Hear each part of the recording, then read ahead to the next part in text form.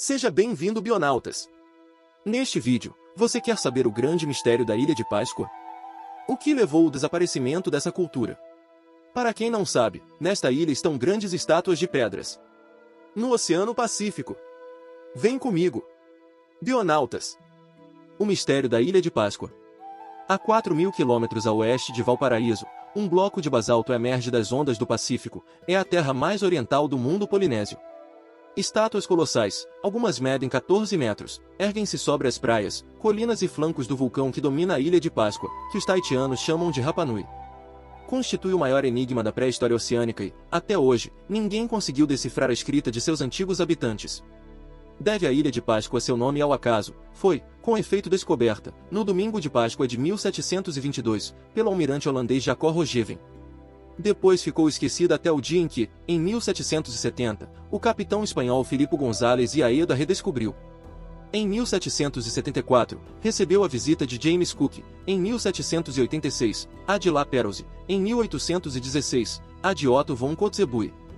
Mais tarde, em 1862, foi saqueada por piratas peruanos que se apoderaram de 4.000 indígenas, transportaram 900 para os arquipélagos onde se exploravam jazidas de guano. Um ano depois, 15 sobreviventes atingidos de varíola foram repatriados, mas a epidemia se propagou. O resultado dessa propagação da epidemia proporcionou tanto e tão bem que a população da ilha caiu a 650 almas nativas. Tal foi a consequência da tomada de contato com a civilização do único polinésio que chegou a ler e escrever uma língua pictogramática atualmente desaparecida. O padre Eugênio Eiraldi era um santo homem, único europeu que vivia naquele bloco de basalto perdida na imensidão do Pacífico, esforçava-se por inculcar aos autóctones as verdades cristãs, naquela época, em 1864. A ilha estava descoberta havia um século e meio, quando o missionário encontrou tabuinhas de madeira, mais comprida que largas, algumas mediam 2 metros, cobertas de pictogramas dispostos em linhas, perfis de homens, de animais, plantas, estrelas, pangaios, lanças, entre outros desenhos, perfeitamente reconhecíveis. As tabuinhas eram talhadas em madeira transportada por água e os sinais gravados no verso e reverso com facas de obsidiana ou dentes de tubarão. O padre Eugênio Eiraldi acabava de descobrir os vestígios da única escrita polinesiana. Mas, em lugar de consagrar um livro para sua extraordinária descoberta, escreveu uma memória sobre o progresso da evangelização dos naturais da Ilha de Páscoa e não descansou enquanto não convenceu suas ovelhas a queimar as tábuas falantes, o termo pelo qual os indígenas designavam as tabuinhas, que ele qualificava de instrumentos do mal. Os insulares o fizeram mais com a morte na alma. Cristãos de data recente não estavam muito certos de que seus antigos deuses não se vingassem. Por outra parte, naquela ilha sem árvores, tinham as tabuinhas valor como combustível. Naquela época, estava eminente a perda da memória histórica de um povo pouco conhecido. Até que um colaborador do padre Eiraldi, irmão Zumbon, mostrou ao bispo de Tahiti, Dom Jalsin, um fragmento de tabuinha. O padre Roussel levou-lhe 5 outras pranchas, bem conservadas, cobertas de pictogramas. E, se não fosse o bispo Dom Jalsin ficar-se ignorando, sem dúvida, a existência da escrita da Ilha de Páscoa e a das tábuas falantes. As tabuinhas que ele salvou foram levadas para a sede da Congregação do Sagrado Coração de Picpus, em Braine-l'Comte, na Bélgica, da qual era membro do bispo de Tahiti. Mas um indígena se serviu das tabuinhas que possuía para construir uma canoa, sentia-se, sem dúvida, duplamente culpado, para com as divindades ancestrais e para com o Deus que o padre Eiraldi lhe havia ensinado a respeitar. Depois, quando a canoa foi desfeita pelas ondas, o homem conservou os destroços e utilizou-os mais tarde na construção de uma nova barca. Sem este sacrilégio, jamais teria podido o norte-americano Thompson tornar-se adquirente de uma nova tabuinha. Em 1886, de passagem pela Ilha de Páscoa, encontrou Thompson um velho que se gabava de poder ler certos pictogramas e de conhecer o sentido das inscrições. Mas premido a fazê-lo, esse homem, Urevaico, católico fervoroso, entrincheirou-se atrás da interdição formulada pelos missionários e foi esconder-se no interior da ilha, sentindo-se culpado, receava ser descoberto. Entretanto, na antevéspera de sua partida, descobriu-lhe Thompson o esconderijo. Assim como se dá a beber a pessoas para extorquir-lhes uma assinatura, Thompson abeberou generosamente Urevaico, e, caída a noite, consentiu ele finalmente em examinar fotografias das tabuinhas. Deu-se depressa conta o norte-americano de que o indígena não lia mais traduzia de memória. Apanhado em flagrante, Urevaico deu a entender que não se lembrava mais do sentido de todos os caracteres, mas que alguns lhe serviam de índices e que sua tradução era literal. Um mestiço franco-italiano, Paola Salmon servia de intérprete. Thompson publicou o texto das inscrições, lidas por Urivaeco em 5 tabuinhas, mas o filósofo alemão, Michael Aberlan, objetou que aquele texto lhe parecia incompleto. É o menos que ele se possa dizer. Com efeito, há muito mais pictogramas que palavras, traduzidas. Além disso, quando se sabe que no decorrer da decifração dos documentos fotográficos, inverteu Thompson a ordem dos clichês sem que Urivaeco viesse por isso a interromper-se, esta manifesta intrugice. As 2 tabuinhas que Thompson conseguiu comprar estão expostas no Museu Nacional dos Estados Unidos, em Washington. De março de 1914 ao mês de agosto de 1915, uma filóloga, Sra. Routledge, para quem não sabe, o trabalho de um filólogo é estudar a linguagem em fontes históricas escritas, como a literatura, a história e a linguística. Routledge passou uma temporada na Ilha de Páscoa, a fim de tentar obter informações a respeito do sistema de escrita. Ela conseguiu mostrar também fotografias de tabuinhas ao indígenas que as leram com uma desconcertante facilidade. As inscrições variavam, mas o sentido era sempre o mesmo. Finalmente encontrou a Sra. Routledge um velho que dizia conhecer outro sistema de escrita utilizada para a redação dos anais e das crônicas. Esse homem, Tomenica, era leproso e a Sra. Routledge lhe pediu explicações precisas sobre a significação de certos pictogramas. Infelizmente, Tomenica tinha completamente esquecido pouco que soubera na sua juventude.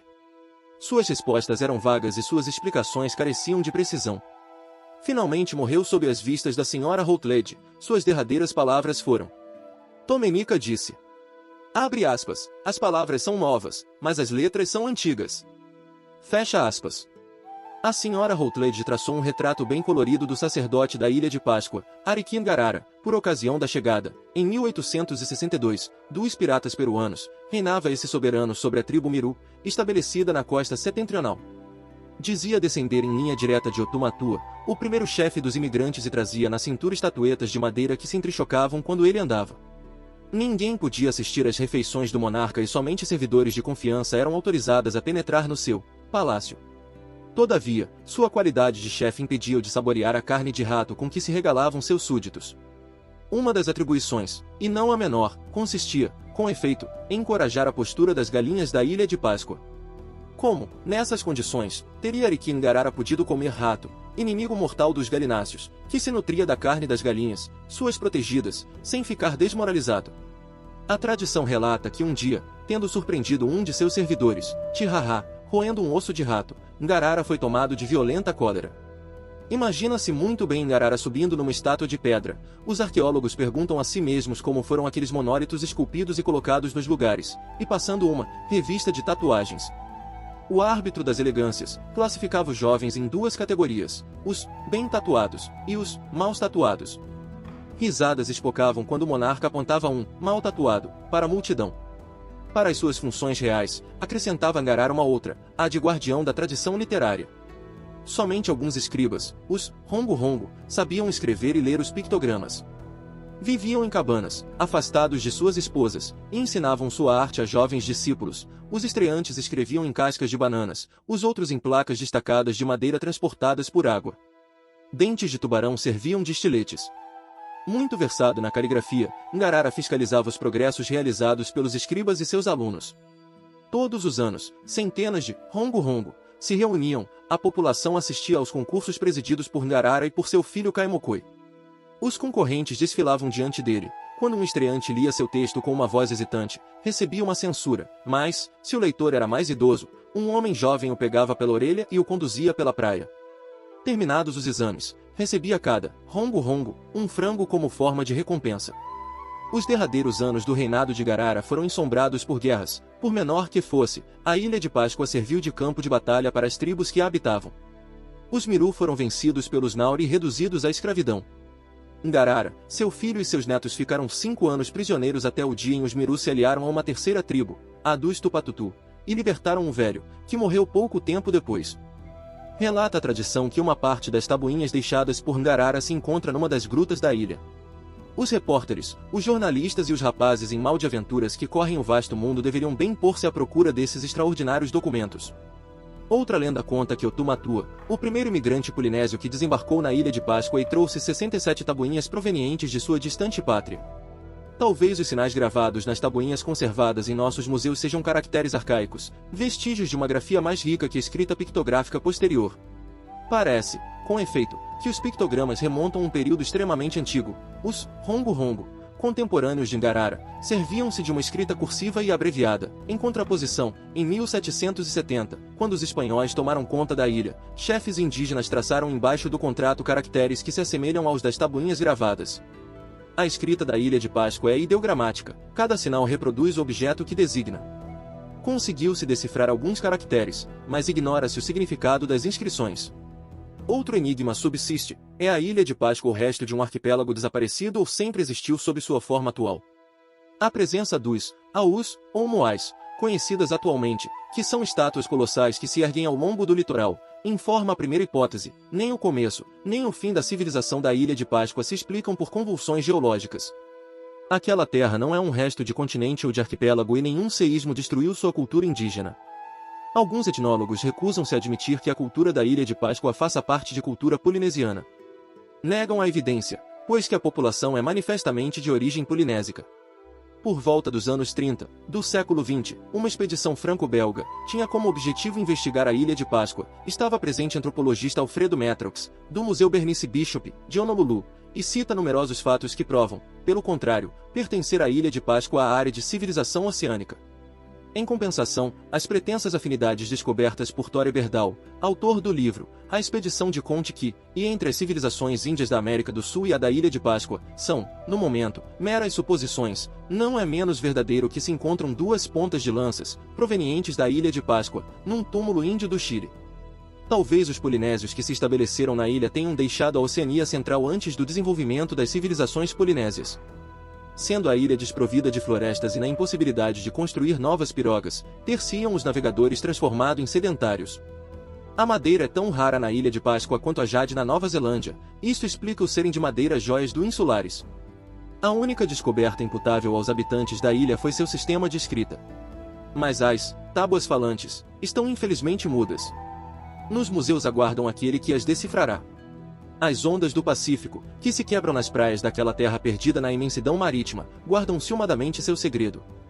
Segundo Schultz Bueno, abre aspas, resgatar a memória cultural de uma região é a maneira mais respeitosa de reverenciar a história de seu povo, fecha aspas. Meus caros bionautas, gostou? Deixe seus comentários. Compartilhe e ajude este canal. Agradeço a sua atenção até o final deste vídeo. Seja um participante bionautas, se inscreva no canal. Grande abraço. Até a próxima.